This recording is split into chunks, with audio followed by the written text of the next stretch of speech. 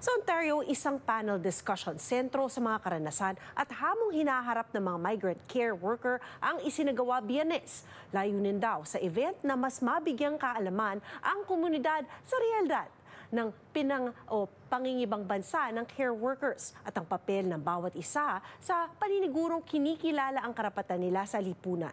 May report si Paula Saraza. The world cannot function without labor migration.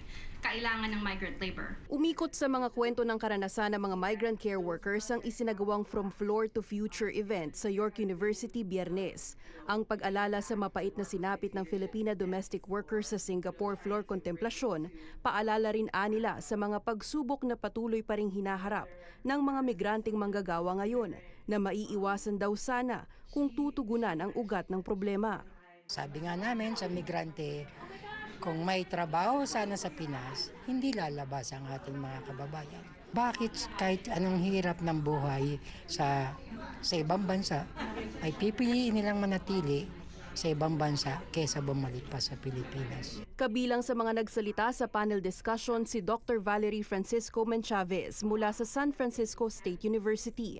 Napapanahon daw ang talakayan sa lumalalang sitwasyon ng mga migrante sa Amerika at sa nakababahalang anti-immigrant sentiment sa Canada.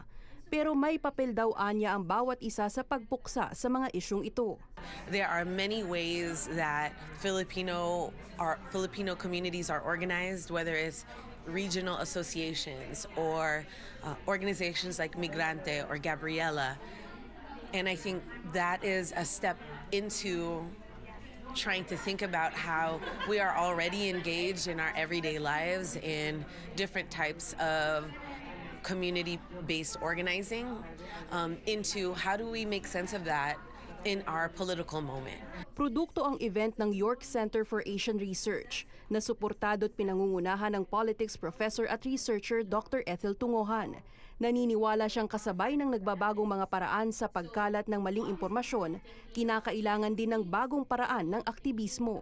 It's important for us to think about ways to counter misinformation and spread awareness about things like how migrants are human beings, that they shouldn't be pathologized, that there's nothing to be afraid of. Matapos ang unang bahagi ng talakayan, ilan pang speakers na kumakatawan sa iba't ibang migrant groups ang nagbigay din ng talumpati kaugnay ng realidad ng migrant care workers at mga pulisiya sa trabahong hindi pumapabor sa kanilang mga karapatan. It's important for me to attend events like this because as a child of forced migration, as a child of the diaspora, as an immigrant, I never really had a choice or really understood why my family chose to come here.